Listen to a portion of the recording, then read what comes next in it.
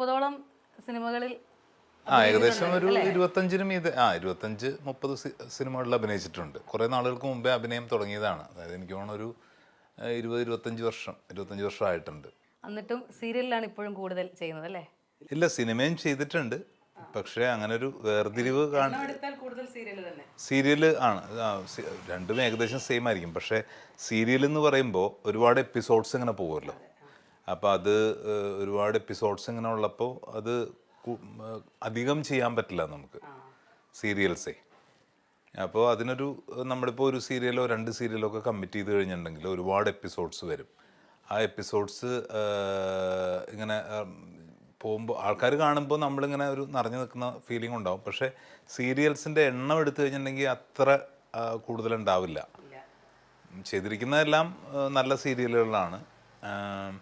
ഒരുവിധം ഈ പറഞ്ഞ പോലെ പ്രേക്ഷകർക്ക് ഇഷ്ടമുള്ള സീരിയലുകൾ ഒരുപാട്. അതെ അതെ അതെ. എല്ലാത്തിലും അച്ഛനാണല്ലേ വാത്സല്യമുള്ള? അല്ല, ഞാനിപ്പോൾ ഈ അടുത്താണ് ഞാനിപ്പോൾ അച്ഛൻ ആയിട്ടുള്ള ക്യാരക്ടേഴ്സിന് വന്നത്. അതിപ്പോൾ അമ്മയെ അറിയാതെ സീരിയലിലാണ്, എല്ലാവർക്കും അറിയാം, പ്രേക്ഷകർക്ക് അറിയാമത്. ഒരു നല്ല ജനപ്രീതിയുള്ളൊരു സീരിയലാണ് അമ്മയെ അറിയാതെ. അതിൽ പീറ്റർ എന്ന് പറഞ്ഞിട്ടൊരു ക്യാരക്ടറാണ്, പീറ്റർ പപ്പ എന്നാണ്. അപ്പോൾ പുറത്തൊക്കെ ഇറങ്ങുമ്പോൾ നമ്മുടെ അടുത്ത് പീറ്റർ പപ്പയല്ലേ എന്ന് പറഞ്ഞ് ഇങ്ങനെ ചോദിക്കും ആൾക്കാർ. അപ്പോൾ അത് കേൾക്കുമ്പോൾ ഒരു സന്തോഷമല്ലേ. നമ്മളൊക്കെ എല്ലാ ദിവസവും അവരുടെ വീട്ടിലേക്ക് കയറി ചെല്ലുന്നൊരു ഫീലല്ലേ. അപ്പം അത് ഇപ്പോൾ ഒരു ഹിറ്റാണ്, നല്ല റേറ്റിംഗ് ഉള്ളൊരു സീരിയലാണ് അമ്മ അറിയാതെ. അത് പ്രവീൺ കടക്കാവൂർ എന്ന് പറഞ്ഞ ഡയറക്ടറാണ് ഡയറക്റ്റ് ചെയ്യുന്നത്. പിന്നെ പ്രദീപേട്ടനാണ് അതിൻ്റെ സ്ക്രിപ്റ്റ് എഴുതുന്നത്. പ്രവീൺ കടക്കാവൂർ ഒരുപാട് ഹിറ്റ് സീരിയലിൽ ചെയ്തിട്ടുള്ള ആളാണ്. കുങ്കുമപ്പൂവ്, കറുത്തമുത്ത്, അതിൻ്റെയൊക്കെ ഡയറക്ടറാണ്. അപ്പോൾ അദ്ദേഹത്തിൻ്റെ വർക്കിൽ എന്നെ വിളിച്ചപ്പോൾ എനിക്ക് ഭയങ്കര സന്തോഷം തോന്നി. കാരണം എനിക്ക് വർക്ക് ചെയ്യണം എന്ന് ആഗ്രഹം ഉണ്ടായിരുന്ന ഒരു ഡയറക്ടറാണ്. അപ്പോൾ അത് വിളിച്ചു. ആ ക്യാരക്ടർ പറഞ്ഞപ്പോൾ എനിക്ക് കുറച്ചും കൂടെ ഇഷ്ടം തോന്നി. അപ്പോൾ നല്ലൊരു വർക്കായിട്ട് അതിങ്ങനെ പോകുന്നു. ഏഷ്യാനെറ്റിലത് റേറ്റിങ്ങിൽ 1, 2, 3 സ്ഥാനങ്ങളിൽ ഇങ്ങനെ മാറി മാറി വന്നുകൊണ്ടിരിക്കുന്നുണ്ട്. ഇതിപ്പം പോസിറ്റീവ് ക്യാരക്ടർ അല്ലേ ചെയ്യുന്നത്? ഇതിനകത്ത് പോസിറ്റീവ് ക്യാരക്ടർ ആൾക്കാർ സ്വീകരിക്കുന്നതും ആ ഒരു സ്നേഹത്തിലും ആ ഒരു ഇതിലും ആയിരിക്കുമല്ലോ.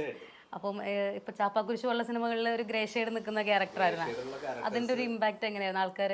അല്ല, ഗ്രേ ഷെയ്ഡുള്ള ക്യാരക്ടേഴ്സ് ആയിരുന്നു ഞാൻ സീരിയൽസിൽ ആദ്യം ചെയ്തുകൊണ്ടിരുന്നത്.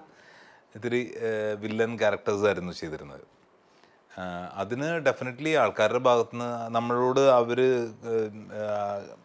നമ്മൾ ആ ഒരു നെഗറ്റീവ് ഷെയ്ഡ് എന്ന് പറയുന്നത് അവർക്ക് ഭയങ്കര ഒരു വെറുപ്പിന്റെ ഒരു കഥാപാത്രത്തിന്റെ വിജയമാണോ? വിജയമൊക്കെയാണ്. പക്ഷെ സീരിയലിനെ സംബന്ധിച്ചിടത്തോളം അത് നമ്മളങ്ങനെ ചെയ്തിട്ട് എവിടെയെങ്കിലുമൊക്കെ വെച്ചിട്ട് ആൾക്കാർ കാണുമ്പോൾ ചിലപ്പോൾ നമ്മളെ ചീത്ത പറയുകയോ അങ്ങനെ അനുഭവമില്ല. പറഞ്ഞിട്ടുണ്ട്, എന്നാലും അത് വേണ്ടായിരുന്നു എന്നൊക്കെ ഉള്ള രീതിയിലൊക്കെ സംസാരിച്ചിട്ടുണ്ട്. അപ്പോൾ റെയിൽവേ സ്റ്റേഷനിലൊക്കെ വെച്ചിട്ട് ഇപ്പോൾ ആരും കാണുമ്പോഴോ ട്രെയിനിൽ ട്രാവൽ ചെയ്യുമ്പോഴോ അപ്പോൾ അങ്ങനെ നമ്മുടെ അടുത്ത് സംസാരിക്കാറുണ്ട്. അപ്പോൾ ഞാനിങ്ങനെ ആലോചിച്ചു, ഇനി കുറച്ച് നെഗറ്റീവ് ഷെയ്ഡുള്ള ക്യാരക്ടേഴ്സ് സീരിയലിൽ ചെയ്യേണ്ട എന്നിങ്ങനെ വിചാരിച്ചിരുന്നു. സിനിമകളിൽ ഈ പറഞ്ഞ പോലെ ചാപ്പാകുരിശിൽ ഈ പറഞ്ഞ പോലെ ഒരു അതിൻ്റെ ആ സ്റ്റോറിയുടെ ഒരു മെയിൻ ഒരു മൊബൈൽ ഷോപ്പ് നടത്തുന്ന ഒരു ക്യാരക്ടറാണ്. അതിൽ ഇവരുടെ ഒരു ക്ലിപ്പ് മറ്റേ യൂട്യൂബിലേക്ക് കയറ്റി വിടുന്ന ഒരു അതാണ് അതിൻ്റെ ഒരു സ്റ്റോറിയുടെ ഒരു ബേസ്. അപ്പോൾ അതൊരു 2-3 സീനേ ഉള്ളൂന്നുണ്ടെങ്കിലും സമീർ താഹിറിൻ്റെ സുഹൃത്താണ്. അപ്പോൾ ഇങ്ങനെ ചെയ്യണമെന്ന് പറഞ്ഞ് ഇങ്ങനെ വിളിച്ചു. അപ്പോൾ അത് ഒരു നല്ല എക്സ്പീരിയൻസ് ആയിരുന്നു അത്. സിനിമ ചെയ്യുമ്പോൾ എപ്പോഴും ഈ പറഞ്ഞ പോലെ നമുക്ക് ക്യാരക്ടേഴ്സ് അല്ലല്ലോ, ക്യാരക്ടേഴ്സാണ് മെയിനായിട്ടും. സീരിയലിലും ഡെഫിനറ്റ്ലി രണ്ടിലും അതെ.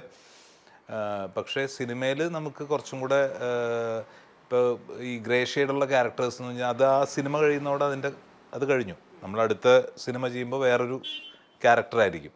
സീരിയലുകളിലെ നെഗറ്റീവ് ക്യാരക്ടേഴ്സ് എന്ന് പറയുമ്പോഴേ അതിനൊരു കണ്ടിന്യൂവേഷൻ ആണല്ലോ. ഒരു 1000 എപ്പിസോഡൊക്കെ അത് നെഗറ്റീവ് ത്രൂ വില്ലനിസം. പക്ഷേ വില്ലൻ ക്യാരക്ടേഴ്സിന് ഒരുപാട് ചെയ്യാനുണ്ടാവും.